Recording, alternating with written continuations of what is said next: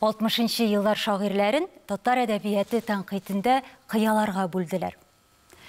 Әлеге кыялар тагын да образларга әйтсәк, бу кыя бөркетләре бүген ничек яшисең? Без бу сорауга әкренеп җавап та алабыз кебек. Мәдәният дөньясында үзенчәлекле буын вәкилләренең кайберләре инде булып китте. Бүген бездә кунакта тагын бер бөркет, фикри кыя бөркете диергә буладыр. Ринат Харис. Исәмсез, Ринат абый. Исәмсез, гүзәл. Ринат абый, менә тапшыруыбызны башлаганда бернинди сезнең мактаулы исемнәрегезне әйтеп торасы килмәде, чөнки бүгенге сөйләшү ихлас, бераз гына рәсмилектән качып, шундый матур әңгәмә булсын иде. Мин дә шулай дип торам. Менә мондый сөйләшүләрдә, очрашуларда мактаулы исемнәрне атау һич тә кирәкмидер дип уйлыйм мин. 5 ел элек без сезнең иҗатыгыз турында да бик тәфсилләп сөйләшкән идек. Шуңа да бүген күбрәк үзегез турында, заман, тормыш, чор кебек фәлсәфи темаларга кагыласы килә, сез каршы түгелме? Ничек каршы булыйм инде? Без заман ичендә яшибез, яшибез генә түгел, кайбер вакытта кайнап та алабыз, кайбер вакытта сынып та китәбез, кайбер вакытта очып та китәбез. Biz zaman kişileri, biz zaman bizde, biz zamanda, şunun için elbette нәрсә турында сөйләшсәк тә, будай бер тегеме ул кыш ишеп барумы, я булмаса олы юлның тузанымы, ул барысы да заман турында сөйләшү. Әлбәттә. Көннәр узган сайын юл кыскара, юллар үткән сайын уй арта дисез сез. Менә сәгать бурганда сез язганча нинди уйлар киләсең? Ой, төрле уйлар килә. Әле генә бит әйтеп киттек, заман кыза бара. Заман катлаулана бара. Заманга кешенең аңы яраклашырга тырыша. Аң килешми, йөрәк ярсый кайбер очракта. Һәм шул ук вакытта көтелмәгән шатлыклар да килеп чыга. Ул шатлыкларның нигезен аңларга тырышасың. Нәрсә икән бу? Кайдан килә икән бу дип. Көтелмәгән афәтләр килеп чыга. Хәзер бу җир шарында бездән ерак афәт юк. Ул Африкада булсынмы, ул Австралиядә булсынмы, Америкадамы, безнең күрше авылда булсынмы, алар барысы да безгә шуның хәтле якын һәм һәр вакыт уйландыра. Мәсәлән, берничә ел элек безнең Болгар теплоходы батып китте. Шунда безнең ничә кеше һәлак булды. Ул онытыла торган хәлме? Я булмаса, әйтик, Татарстан Россия күләмендә генә түгел, инде дөнья күләмендә абруен арттырганнан арттыра бара. Казан матурайганнан матурая бара. Килгән кеше сокланып туя алмый безнең шәһәребезгә карап. Алар бит барысы да бергә укмаша, барысы да бер йөрәктә яши башлый, һәм йөрәк аңга импульс бирә. Һәм бу импульс каләм аша кагазга күчә. Шул импульс каләм аша кагазга ятып, үзенең эшен эшли, я ул шигырь булып чыга, я ул пьеса, я ул роман, я ул мәкалә, публицистик. Тагын сезнең юлларга мөрәҗәгать итик. Быелгы елның үткән елдан айырмасы нидән тора дисез сез? Кеше күбрәк йортлар сала, кышлар азрак аякыра. Бу сорауга шундый җавап шигырьдә. Ә менә сезнең үткән елыгыз быелгыдан нәрсә белән аерыла һәм киресенчә? Әллә ул бер төрлерәк барамы хәзер үткән әйгәч? Быелгы елым минем үткән елдан әллә ни аерылмый. Беләсезме, гомер ул кысыла барган пружина кебек. Ул агып барган суда түгел, без бик еш гомерне агып барган суга, шишмәгә, елгага, я булмаса дулкынланган диңгезгә ошатырга тырышып язабыз. Әмма ләкин тормыш менә карагыз. Менә синең шигең бар, менә тормыш кысылганнан кысыла бара, кысылганнан кысыла бара. Кешенең фикере бер-берсенә якыная, ерак фикерләр бер-берсенә чылбыр булып ялганалар. Пружина кысыла-кысыла, менә шушы критик массага әверелә. Менә Минем яшемдә шушы критик массага мин якынлашып барам булса кирәк. Бер заман Мустафа абый Мустай Кәрим белән сөйләшеп утырабыз. Аның 5 томлыгы чыкты. Мин барсында укып чыктым, соңыннан мәкалә дә яздым. Менә аның шушы пружинасы, кысылган пружинасы беренче томнан алып, соңгы томына хәтле күренә бара. Менә критик массага якынайганы күренә бара. Мин шулай дип әйткән идем дә, шулайдыр ди. Дөрестер ди. Хәзер шуның хәтле кысылды тормыш ди. Бөтен нәрсәгә өлгерәсе килә. Әмма ләкин кайбер очракта ширләп китү комачаулый, кайбер очракта ниндидер бер хисси дулкыннар синең ул теләкләреңне себер-бер гыта. Әмма ләкин чынлап та тормыш шушы кысылган пружина кебек ди. Минем менә bir şiirim var. Siz әйттегез, быелгы ел үткәннәреннән нәрсәсе белән аерыла дип. Менә заманасында мин bir şiir язган идем. Ул 65 яшь тулгач, ягъни 10 ел элек. Мин хәзер шуны сезгә 65 дигән урынына 75 дип укыйм.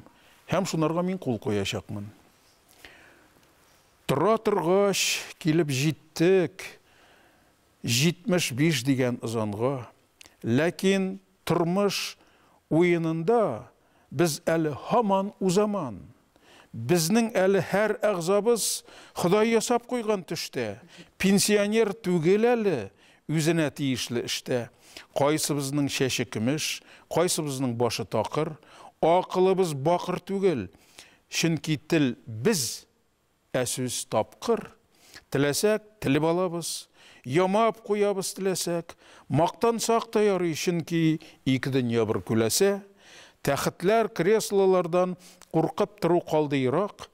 60-кача егет кенә, 75-тә без өчен ират, кайгыларны күтәрәбез, шатлыкларны үткәрәбез.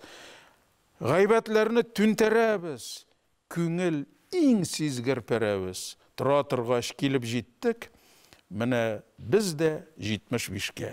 Шөкер әле, һәр әгъзабыз Ходай куеп, ясап куйган төштә. Менә мин бу шигырьгә 10 ел язган шигырьгә, элек язган шигырьгә бүген рәхәтләнеп кул куям. Димәк, Ринат Харис бүгенге көндә өчен ир ат. Бу шаян шигырь әлбәттә бит. Ләкин һәрбер шаяруда дөрестлек бар диләр. Димәк, чыннан да 60-ка кадәр ничектер үзегезне 60-тан соң гына ничектер өлгергәнлек килгән дип хис иттегезме? Менә 60 яшь гаҗәеп узан икән.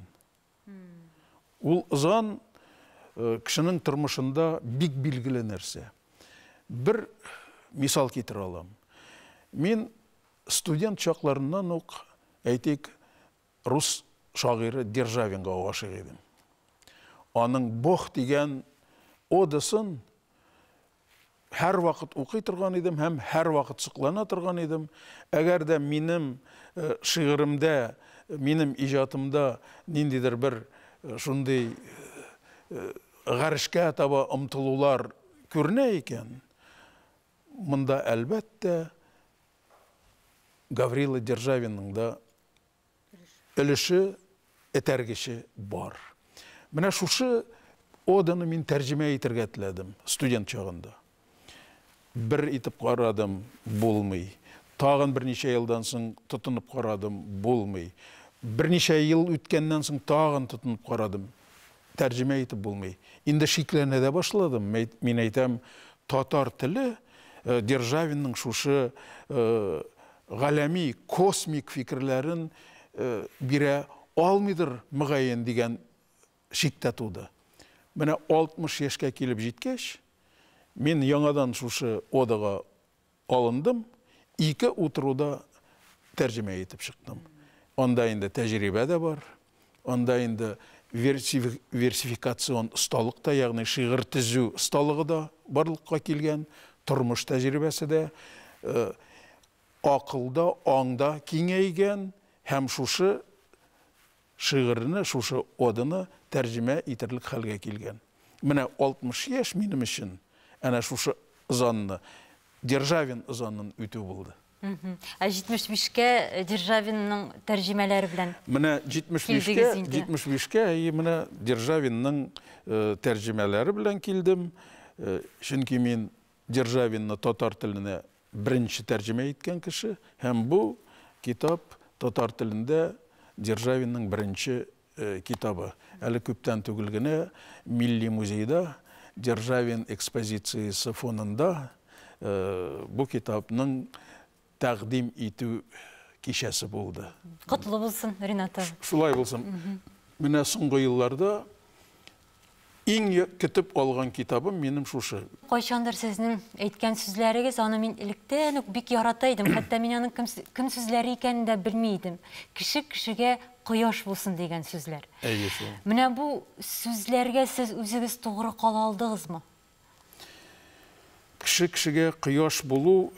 Һәм нәрсәне аңлата? Менә сез сорау биргәч, яңадан Державин искә төште. Державинның менә шушы Бог, Аллах дигән одысы искә төште. Анда нәкъ шул турыда сүз бара. Теге кеше кояшлар тудыра, кояш кешене барлыкка китерә. Кеше кешегә кояш булу, ул кояш булмаса, җир үле бер җисем булып калыр иде. Суы да бар, bütün байлыклары да бар, bütün нәрсәсе бар. Ташы да, тавы да дигәндәй. Кояш юк икән. Безнең планета үле бер космик җисем. Кеше кешегә кояш булу, ул нурың белән, җылы сүзең белән, ярдәмең белән кешене бәхетле итәргә тырышу. Аны кеше итеп күтәрергә тырышу.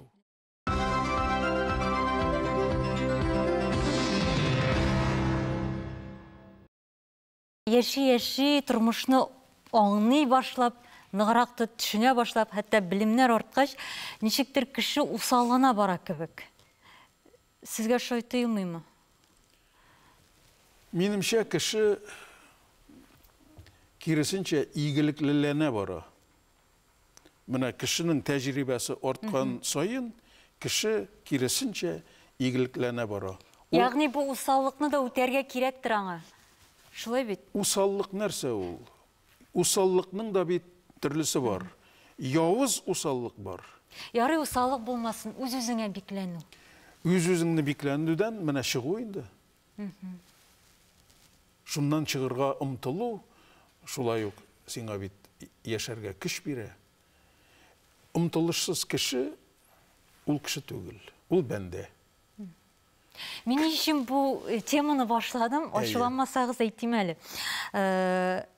Мин Ринат Харис белән шәхсән үзем 3 тапкыр Ринат Харисны ачтым диергә мөмкин. Беренче ул мәктәптә, аннан инде университетта сезнең шигырьләрегез аша. Казанга килгәч, мин сезне күргәч бераз гына аптырап калдым. Чөнки шигырьләр белән сезнең ничектер тышкы кыяфәт бик туры килмәгән кебек булды. Бу минем икенче ачышым иде. Аннан соң инде менә сезне ныграк белә башлагач, рәсми булмаган җирләрдә очрашканда, сезнең менә шул кире шул шигырьләрегездә Ринат Харис икәнегезне ачтым, ләкин сез аны бераз яшерергә мәҗбүрсез кебек җәмгыятьтә. Бәлки бу минем ялгышымдыр, ләкин менә минем уйларым шундый. Юк, сезнең фикерегездә минемчә хаклылык бар. Ул яшерергә тырышудан түгел. Минем хәтта шундый шигырем дә бар. Мин менә кырыс булып күренәм, мин ниндидер бер каты кеше. Бераз хавалырак та кебек әле. Әйе, күренәм, әмма ләкин минем күңелем җылый белә, йөрәгем җырлый белә. Kalbim sağına bile. Миңа мәсәлән кемгәдер инде үч итеп нәрсәдер эшләргә кирәкми. Кемгәдер аяк чалырга миңа кирәкми. Гәрчә мин гомерем буе бер кемгә дә аяк чалган кеше түгел, фақат ярдәм иткән кеше. Миңа фақат эшләргә кирәк, миңа үземнең күңелемдә булган җылылыкны, игелекне матурлыкны тизрәк дөньяга чыгарырга кирәк һәм үземнең тирә юнемдә булган кешеләргә өләшеп калдырырга кирәк. Сискәнәсе килә. Тыңлый гел файдалы, гел акыллы, дөрес сүз. Йөрәк шундый зирәкләнә, хәтта яшәү күңелсез. Юләрлек эшлисе килә бер шак хатасы. Һәр кемгә ачып бирәсе акыллылык хатасын. Акырасы, бакырасы дөньяны сискәндереп, ләкин һәрбер күзәнәктә зирәклек шире тере. Менә шундый ошый миңа бу юллар. Без чыннан да үзебез булып менә ничектер юләрләнергә куркабыз, ләкин юләрләнү ул теге яшьлек билгесе диләр бит. Бу шигъри юллар чыннан да юкка тумагандыр бит. Әлбәттә, кеше һәр вакыт үзе белән көрәшә. Кеше әгәр дә чын интеллигент икән, бу мактану дип уйламагыз, ул иң беренче нәүбәттә үзен анализлый белә. Үзен анализлаганнан соң үзенең җитешсезлекләрен, яхшы якларын, өстенлекләрен күргәч, шунардан нәтиҗә ясап, ул аны тормышка ашыра ала, үзенең кимчелекләрен киметә, яхшылыкларын тагы да арттыра. Әгәр дә син шушындый кеше икәнсең, син әлбәттә үзеңне үзең кайбер дуамаллыклардан авызлыклап тотачаксың. Минем дә кычкырасым да килә, мин бит әйтәм. Минем дә йодрык селкисе килә, өстәл сугасым килә кайбер очракта.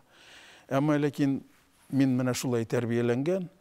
Мин бер кайчан да яшь чагында да, урта яшьләрдә дә, хәзер дә бер кайчан да шигырымнан чыгырга тырышмыйм, һәм Ренат Харис чыгырыннан чыкты дип әйтүче булмас бу дөньяда.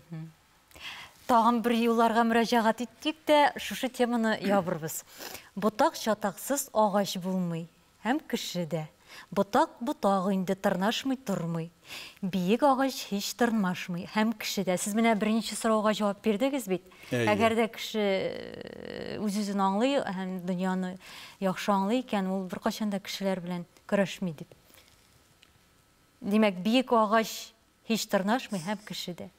Әлбәттә, әгәр дә агач биек икән, аның ботаклары да, чатаклары да, кешенең күзен тырный торган, битен тырный торган, кырып биткән ботаклары да өстә була.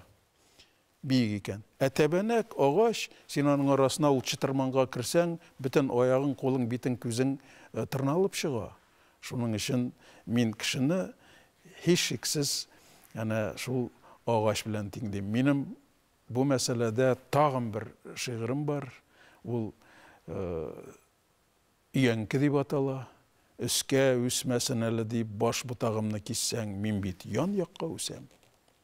Ян якка китмәсен дип ботакларымны киссәң, мин куелыкка үсәм. Куелыкка үсмәсен дип ябалдашымны киссәң, мин тамыр якка үсәм. Бәгыренә чабыймчы дип казып тамырыма төшсәң, кабрең өстендә үләм дигән шигырь бар. Я булмаса Карама яру дигән шигырь бар. Теге караманы яру ул мөмкин түгел. Бер ничек тә аны ярып булмый. Менә безне яра башлыйлар, яманлыклар, авырлыклар, җитешсезлекләр, я булмаса кемнәрдер кыерсыта, кемнәрдер безнең кешелеклегебезне аяк астына салып таптарга тырыша. Син чын кеше икәнсең, бит. Син әнә шушы карамага баткан балтаны ак бүре кебек чәйнәп ятачаксың. Бирешмәячәксең. Сезне космополит диләр. Әлбәттә, космополит сүзе бер яклап ул бер дә начар сүз түгел, ләкин инде бу очракта ул бераз гына кире мәгънәдә яңгырый кебек. Менә сезнеңчә дөнья кешесе, ягъни человек мира диләр бит, һәм космополит төшенчәсе арасында аерма зурмы? Мин үземне бер кайчанда космополит итеп санамыйм. Әгәрчә минем әсәрләремдә теге татар халкы, татар кешесе, я Татарстан, я Россия белән генә шикләнгән фикерләр булмый. Киң фикерләрне кулачларга тырышам мин. Шуның өчен космополит була алмыйм. Әгәр дә минем бөтен китапларымны актарып чыксагыз, әйтик, татар халкы, Татарстан, Казан турында иң күп язган шагыйрьләрнең берсе икәнне күрәчәксез. Дөнья кешесе дигәннән чыгып тагын бер сорау. Провинциаль фикер йөртүчеләр бар, һәм инде глобаль дәрәҗәдә фикер йөртүчеләр. Никтер менә безнең халык һаман да беренчесенә карый кебек. Моның сәбәпләре сезнеңчә нәрсәдә? Беләсезме, Гүзәл, мин халык дигән сүзне бик сирәк куллану ягында. Кеше, төркем, без, халык дип әйтү ул артык зур, һәм мин аны без ничек һаман беренче төркемгә карыйбыз? Безнең арада андыйлар күп, әмма ләкин татар халкы андый түгел.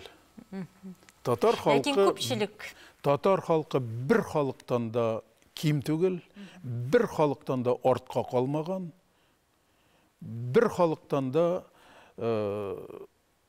ояла торган халык түгел без. Безнең дөнья күләм билгеле академикларыбыз да бар. Безнең дөнья күләм билгеле Тукай, Муса Җәлил кебек, Фатих Кәрим кебек шагыйрьләребез дә бар. Безнең бөтен кешегә күрсәтеп сокландыра алырлык рәссамнарыбыз да бар, Бакый абый Урманчы кебек. Безнең гаҗәеп көчле композиторларыбыз да бар, Нәҗип Җиһанов, Салих Сәйдәшев, һәм башкалар, Рөстәм Яхин, Фәрит Яруллин кебек. Без провинциаль фикер йөртмибез. Әмма ләкин провинциаль фикер йөртүчеләр әлбәттә безнең арада да бар. Алар турында сөйләшү ул үзе бер зур тема, аның үзенең сәбәпләре бар, һәм ул сәбәпләр бик тирән. Кайберләре безнең үзебезнең эшебездә, кайберләре бездән тышта. Сез татар әдәбиятында иң күп дөнья әдәбиятын укучы, язучы, шагыйрьләрнең берсе. Рәхмәт. Әгәр дә инде чагыштыру менә мөмкинлеге булса, менә татар әдәбияты дөнья контекстында аның урыны нинди? Менә бу турыда уйлаганыгыз бармы? Дөнья әдәбияты... Чөнки без чыннан да бит менә ихата артында һәр вакыт урам матуррак кебек, күршеләрнең таугы диләре бит күркә булып күренә дип әйтәләр. Безнең мәкаләләр дә бар бу темага. Шулай. Менә сез башладыгыз, мин күп укыган язучы дип. Менә без бишәү килдек әдәбиятка, заманасында 5 шагыйрь. Радиф Гатауллин, Рөстәм Мингалимов, Гәрәй Рәхим, Равил Файзуллин һәм мин. Менә без бишебез дә бик күп китап укыган кешеләр. Безнең арада бигрәк тә китапны күп укыган шагыйрь ул Радиф Гаташ. Шуңа берсе дидем. Һәм аның мин хәтеренә сокланам. Әйбит. Без күп укыдык. Без ансында укыдык, бусында һәр беребез безнең 6-7 журнал ала иде ул вакытта. Новый мир, Дружба народов, Наш современник, Октябрь, Москва, калын журналлар ала иде. Мин татар матбугатын әйтмим, аларны без барсын да ала идек. Һәм укырга вакыт таба идек. Һәм шул укудан ниндидер үзебезгә нәтиҗә ясап өлгерә идек. Менә безнең бишебездә Тукай премиясы лауреаты булды, бишебездә халык шагыйры булды. Ул бит тикмәгә генә түгел. Безнең хәзер сорауыгызның икенче өлешенә. Нинди әдәбият вәкиле дөньяда Коперниктан 90 ел алда җир кояш тирәле дип әйләнә дип әйткән. Qaysı ədəbiyyat? Fransuz ədəbiyyatında әйтүче бармы? İngiliz, ғәрәп ədəbiyyatında бармы? Rus ədəbiyyatında бармы? Еврей ədəbiyyatında бармы? Qaysı ədəbiyyatda бар? Татар ədəbiyyatında менә шушындай кеше бар. Шушы кешене күрсәтеп кенә дә, Сәйф сарайыны күрсәтеп, 1321 елда туган Сәйф сарайыны күрсәтеп, biz үзебезнең кем икәнне мәңгелеккә беркедә алабыз. Әмма ләкин без әле андый эшләрдән ерак торабыз. Заманасында мәрхүм инде хәзер Рауил Бахараев Алтын Урда шагыйрьләрен русчага тәрҗемә итте. Һәм шунда беренче тапкыр рус телендә укучылар, рус теле аша инде башка телләргә күчереп була. Безнең әдәбиятыбызның нигезе нинди ныклы булганлыгын таныдылар. Безнең Кулгали кайбер әдәбиятларның тарихы 2-300 ел. Хәтта рус әдәбиятында нигезе ул бит аноним әдәбияттан санала. Аноним әдәбият әлбәттә ул ерактан башланган, профессионал исемле шагыйрьләр. Аның да тарихи тамырлары тирән түгел. Безнең бит 800 елдан 900 елга якын. Ләкин монда гомум Төркия әдәбият дип әйтәчәкләр. Хәзер безне Башкортстанда карасалар, алар безнекеләр бит дип тә әйтергә мөмкиннәр. Әйтсеннәр, бер дә куркырга кирәкми. Бүтән дахи шагыйрьләрне, Шәрыкның, Хәйямны, Рудакины, Физулины һәм башкалары, Нәсимины Төрки теллеләр, төрки телле дип әйтә, фарсы теллеләр, фарсы телле дип әйтә, гарәп теллеләр, гарәп телле дип әйтә. Әмма ләкин алай әйтүдән берсе дә кимми, киресенчә зурая гына. Өч халыкта үзенеке итеп кабул итә икән, анардан тарсынырга ярамый. Әгәр дә безнең Тукайны, я булмаса Дәрдемәндне, я булмаса Кылгалины, я булмаса Акмулланы шулук башкортлар, я булмаса кыргызлар, я булмаса казаклар безнеке дип әйтәләр икән, мин монардан бер дә яманлык күрмим. Киресенчә, без бит барыбыз да беләбез. Мәҗит Гафури үз гомерендә 1000-2000-3000 шигырен башкортча язган. Шәйхзада Бабич бер шигырен башкортча язган. Акмулла шулай ук күп шигырьләрен, иң күп шигырьләрен, казаклар да үзләренеке. Татар телендә язган. Аны без бит беләбез. Шуның өчен бернинди курку да булмаска тиеш. Һәм монарга каршы ниндидер акциялар да булырга тиеш түгел. Санасыннар. Әгәр дә мине кемнәрдер да Ренат Харис инаш поэт дип әйтсәләр бит, я пирин шаир дип әйтсәләр бит, мин анардан кимемим дә. Бу киләчәк буын кимибез дип әйтергә мөмкин. Ринат абый, шулай да менә Тукай дидегез, бит Тукай исеме яңгырады. Тукайның 130 еллыгы елында аны да телгә алмыйчы мөмкин түгелдер. Анасын сезнең шагыйрь мәхәббәт операсында беләбез, шулай шигырьләрегез дә бар. Һәрбер шагыйрь Тукай белән, үз Тукай белән сөйләшә дип язасыз. Шулай да менә без Тукайны 130 ел, o бит зур вакыт. Ләкин һаман да менә моны эшләсе бар. Хәзер менә булай тотынырга кирәк. Һаман да менә кирәк, тиеш дигән сүзләргә кайтып кала кебек. Сез дөрес әйтәсез. Тукайның 125 еллыгына безнең Татарстанда бер нәрсә дә эшләнмәде дисәк тә ярый. Шундан шул вакытта язучылар да, галимнәр дә шешерәп чыктылар, һәм Тукайның 130 еллыгын башкача каршыларга кирәк диделәр.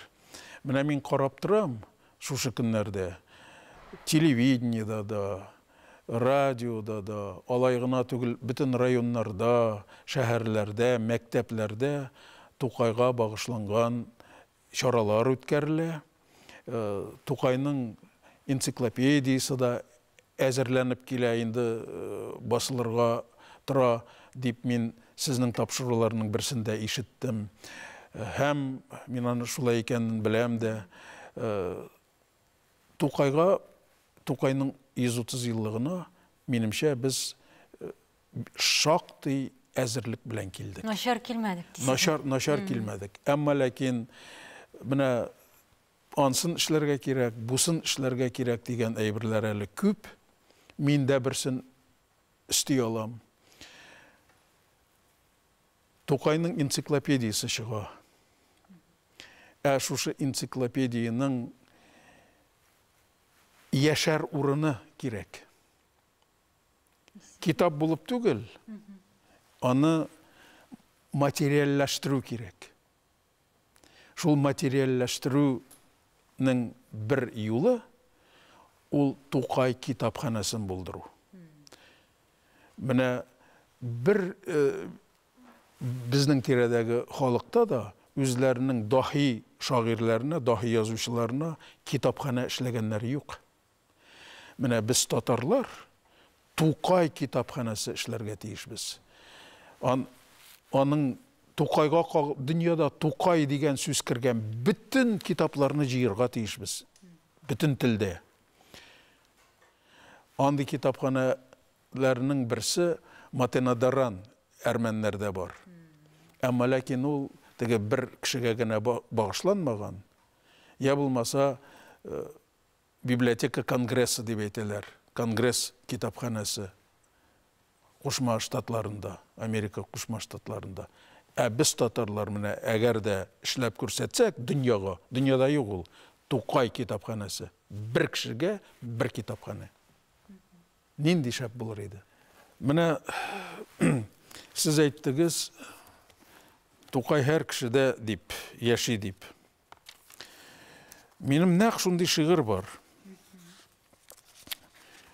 Минем дә бар үз Тукайым, сезнең үз Тукайыгыз бар. Башканың үз Тукайы. Кем бер шигырьләрен аның ярата, кем икенче шигырьләрен ярата, кем белеп ярата, кем белмичә ярата. Кем яратырга кирәк дип. Кем яратырга кирәк, яратам дип әйтә. Кем акылы белән, кем йөрәге белән. Һәр кешенең үз Тукайы. Менә мин сезгә шул хакта бер шигырь укыйм. Татар Тукайга сыена, язмышы юл көткән сайын.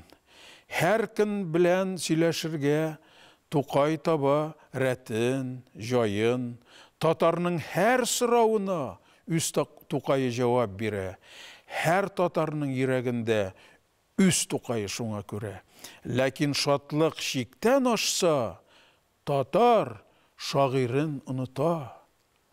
Тукайны оныткан сайын татарны иянәк тота. Минем дә бар үз Тукайым. Күңелемдә яши аман. Үч бийек нур эретмәсе. Шагыйр, фәрештә, юламан. Эчесеннән дә һәр вакыт киңәш табышлар аламын. Шал башыма акыл өсти. Минем үсмер аксакалым. Минем өчен Тукай үсмер аксакал. Һәм бу бик төгәл әйтергә. Андый шагыйрьләр, һәр халыкта да була. Тукай кебек яшь, үсмер, 26 яшь, 27-се дә тулмый бит анарга үлеп киткәндә. Менә бүгенге көннең 26 яшьлек кешеләрен күбесен күз алдыгызга китерегез. Тукай шул яшендә безнең кебек университетлар битергән, академиклар булган, я булмаса әллә нинди казанышларга ирешкән кешеләргә дә акыл бирә алырлык. Менә безнең Тукайыбыз нинди. Ул чыннан да татарның иң дахи кешеләренең берсе, һәм ул чыннан да үсмер аксакал.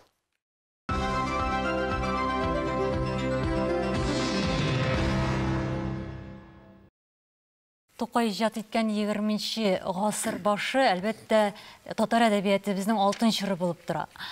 Нинди шартларда иҗат иткәннәр? Моны инде без беләбез, укыйбыз. Менә бүген татар шагыйре булуы авырмы? Менә бу шартларда, бу вазгыятьтә. Тукайга багышланган бер шигырьдә мин әйткән идем, бармысың ул җирдә җиңел шагыйрь дип әйткән идем. Аның язмышын күз алдына китереп, башка күп шагыйрьләрнең язмышын күз алдына китереп. Шагыйрь булу аны җиңел дип тә әйтеп булмый, аны авыр дип тә әйтеп булмый. Ул тормышның бер өйре, тормышның бер кыйпылчыгы.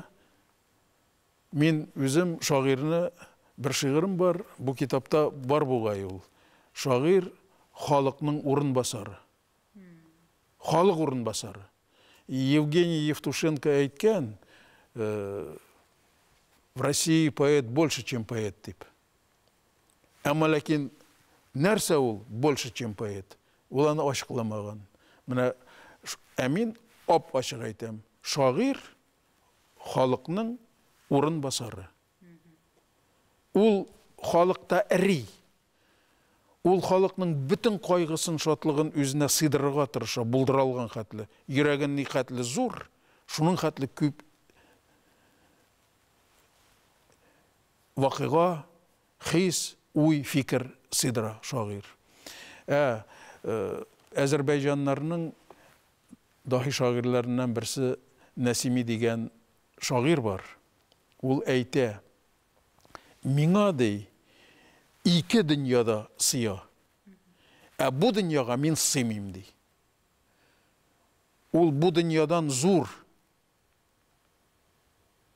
Шуның өчен минем карашымча, шагыйрь ул халкының урын басары. Халык анардан үстенрәк, халык аның белән җитәкчелек итә. Әмма ләкин кайбер очракта урын басарлар иң беренче җитәкчелеккә юлда күрсәтәләр, этәргеч тә бирәләр. Ләкин җитәкчелек бит хәзер мәгълүмат эзләп китапка еш мөрәҗәгать итми. Мәгълүмат эзләп генә түгел, белем, ниндидер кирәкле, менә үз хисенә туры килгән, ниндидер фикер агышы эзләп. Хәтта китап бүгенге көндә соңгы урында тора. Бу уңайдан диергә мөмкиндер, чөнки башка чыганаклар күп хәзер. Мин сезнең белән килешәм. Мине һәр вакыт борчый безнең район, шәһәр җитәкчеләренең күбесе, әйтик, авылда туып үсәләр. Татар мәктәбен бетерәләр. Казанга килеп 4-5 ел университетта я институтта укыйлар. Аннан соң сезнең кешеләр, радио, телевизион, журналистлар алар янына килеп интервью ала башласа, бер генә җөмләне дә чын татарча итеп әйтә белмиләр. Моннан 10 ел элек, әйтик, алар урысча начар белгәннәр. Хәзер инде туган телләрен унытканнар. Татар телен, туган телеңне белеп тору өчен, үзеңдә саклау өчен, әлбәттә газета, журналларга, бигрәк тә әдәби әсәрләргә ешрак күз салырга кирәк, ешрак укырга кирәк. Ләкин кирәк дигән сүзне менә бүген хәтта сезне тыңлаучылар да менә Ринат Харис шулай кушты. Кая алыйм әле берәр китап киштәдән дип кем генә алыр икән? Менә безнең 60-нчы елларда, инде без сезнең белән сөйләшкәнгә кире кайтабыз, 60-нчы елларга. Кем күп укыды да, кем күп укымады. 60-нчы елларда Советлар илендә бер кызыклы ярыш бар иде. Ул да булса китапхана җыю. Кемнең китапханасы зур, кемнең китапханасында кызыклы әсәрләр, китаплар күбрәк, ул гаҗәеп абруйлы кеше иде. Менә нинди кешеләр бар иде заманасында. Инде ижатыгызга кайтыйк. Кайтыйк. Композиторлар менә ешкына еллар узган сайын, өлкәнәя барган сайын музыка язу авырая дип әйтәләр. Менә шагыйрьләр очрагында бу ничек, һәм шәхсән сезнең очракта? Менә беләсезме? Мин бик күп тапкырлар укыганым да, ишеткәнем дә бар. Мин иҗат газабы кичерәм диләр, бит. Газап ул авыр нәрсә, шулай бит. Әгәр дә иҗат газап икән, син газапланма. Язма, рәсемдә ясама. Газап булса. Минем карашымча, иҗат бер кайчан да газап түгел. Иҗат ул авыр булса да, аны язу авыр булса да, һәр сүзе бер-берсенә логик яктан, хисси яктан туры китереп языла икән, син шуны сизәсең икән, монардан да зуррак шатлыкның, куанычның булуы мөмкинме?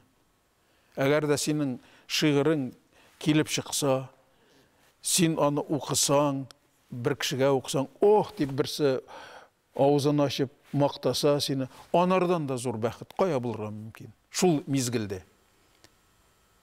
Ринат абый, бүлдерәм инде бит сезнең һәрбер сүзегезгә каршы чыгам димәгез, ләкин газап дигән очракта менә була бит шундый кешенең уйытқы салынган башында, ләкин язарга вакыты юк, мөмкинлеге юк. Яисә инде менә шушы уйытқыны ул кагазга төшерә алмый, уенда, хыялында аның бар бер төрле идеаль образ, ләкин шушы кагазга төшә алмый. Һәм менә газап. Ул газап түгел, ул түл җыю дип атала. Түл җыя ул. Ул газапланмый. Киресенчә, аның башында ул әйләнә, шымара, теге диңгез дулкыннары арасында шуир ташлар теге шымарган, түгәрәкләнгән кебек, ул камилләшә бара. Кеше ул вакытта бераз ширләп китүе мөмкин. Я булмаса аны ниндер мәшәкатьләр эштән айыра, өстәлдән айыра. Я булмаса көтмәгән шатлык аның уйларын чәчрәтеп җибәрә башка тарафка. Аннары алар бетә, теге әйбер бит кала башта. Ул бит ми белән йөрәк арасында һаман да йөри. Вакыты килеп җиттеме, утыра да ул аны яза. Шиксез бәхет таба. Күз аллауынча язылмаса, кагазга бөтенләй башка кимрәк менә үзенең күз алауына караганда күбрәк менә начаррак әсәр туса. Ул бит начаррак әсәр. Начаррак дип гади әйттем, аның теге башка әлбәттә сүзе бар. Ну, әлбәттә булуы мөмкин, теге үзең теләгәннән, үзең теләгән фикерләрне, хисләрне биреп җиткерә алмагансың бу әсәргә бит. Мин мәсәлән андый очракта аны шулай калдырам. Ну, ничек туган, ул шулай туган, шулай калсын. Мин гомумән бер язган шигырьгә, бер язган әсәргә икенче тапкыр бер кайчан да кире кайтмыйм. Төзәтүләр юк минем. Шулай да сорау җавапсыз калды кебек. Кайсысы? Менә еллар үткән сайын авырая бара диләр бит. Мин бит шуның өчен әйтәм. Ул сиңа Димәк, сез авырлык тоймыйсыз. 15 яшьтә киләме, 25 яшьтә, 35-тәме, 75-тә киләме? Ул барыбер бер процесс. Киресенчә, еллар үткән сайын тәҗрибәң күбрәк туплана. Тормыш тәҗрибәң дә туплана. Үзең тотыш тәҗрибәң дә туплана. Фикерләвең дә синең камилләшә. Һәм шигъри осталыгың да инде камилләшкән була. Сиңа, мәсәлән, мин көннең, төннең, әгәр дә мин сау сәламәт булсам, температура булмаса, бит, авырмасам, көннең, төннең теләсә кайсы вакытында, әгәр дә миңа социаль заказ булса, син менә шушы әйбер турында миңа язып бир әле дип, мин аны яза алам. Чөнки мин инде 75 яшенә җитә, профессионалга әверелгәнмен.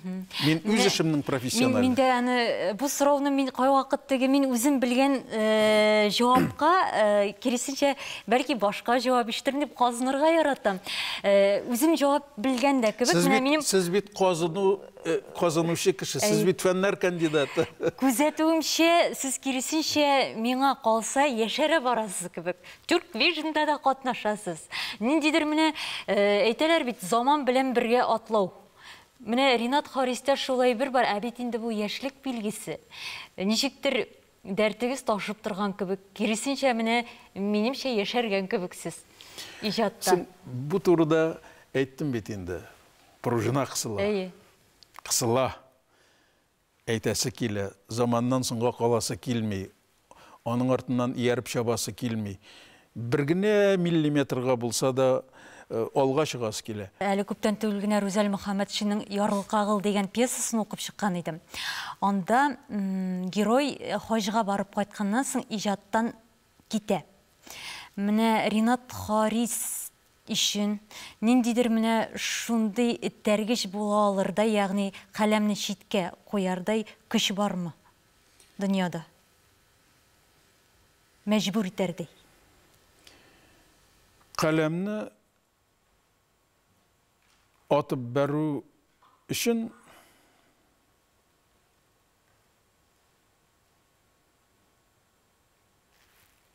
жүләрлек кирәк. Язучы каләмен физик тота алмаган очракта гына ташлый ала. Әгәр дә ул каләмне тота ала икән, әгәр дә аның башы эшли икән, әгәр дә аның әйтер сүзе бар икән, әгәр дә аның хисләре кайнап тора икән, һәм шул хисләргә каләмен үзе мана ала икән, шул каләмне яңадан чыгарып кагазгә сүзләр яза ала икән, ул иҗатны ташламый. Ринат абый, тапшыруыбызның ахырында Пруст сорауларын, ягъни Пруст кайчандыр сөйгән кызының анкетасына җавап биргән сорауларны сезнең кайберләрен сайлап, сездән дә сорасы килә, чөнки фикерегез йөгерек. Башлыйбызмы? Карыйк, тырышып карыйк. Кыска гына сораулар һәм кыска гына җаваплар. Нәрсә ул бәхет? Бәхет, минем карашымча, берзлексез дәвам иткән шатлык. Бәхетсезлек. Бәхетсезлек шуның киресе. Ягъни бәхеткә киртә куя ала торган кешенең көчсезлеге.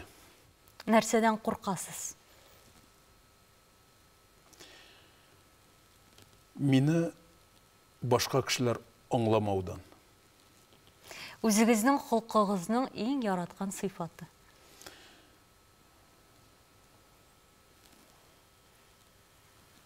Җитдилек һәм куйган максатка теләсә ничек барып җитәргә тырышу. Яратмаган? Яратмаган сыйфат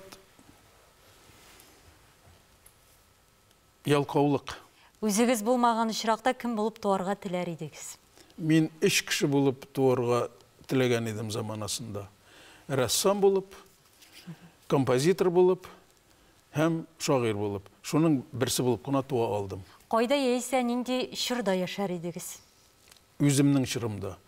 Мин алга да үземнең чырым, менә бу чырдан узып та китеп яшисем килми, анардан артта калып та яшисем килми. Менә миңа Ходай Тәгалә шушы вакытны биргән, мин шуңа риза һәм шат. Яраткан әдәби героегыз? Рус әдәбиятында Григорий Мелеховны яратам. Познерда бирергә яраткан аның иң соңгы сорауы, Ходай белән очрашсагыз, сез аңа нәрсә дип әйтер идегез? Кешегә ул сызып биргән вакыт юлын саулыкта, сәламәтлектә үткәргә ирек бир, Ходаем, дип әйтер идем. Амин, шулай булсын. Шулай булсын. Инде ызан дидегез. Менә Ринат абый 75 яшьлек ызан каршы алуыгыз, заңга җитүегез белән сезне барлык тамашачыларыбыз исеменнән, Яңа гасыр телерадио компаниясе исеменнән ихлас күңелдән котлыйбыз. Инде чакрым саны белән үлчәнми юл, адым саны белән үлчәнә. Менә дигән юлларыгызга кушып, адымнарыгыз ныклы булсын әле, тагын да шанычлырак булсын, тагын да матуррак булсын. Килүегез өчен зур рәхмәт. Чакыруыгыз өчен зур рәхмәт, котлавыгыз өчен зур рәхмәт. Алда да шушылай бергә-бергә сөйләшеп, телевизор караучылар белән аралашып, әдәбият сөючеләр белән аралашып яшәргә язсын. Рәхмәт. Рәхмәт.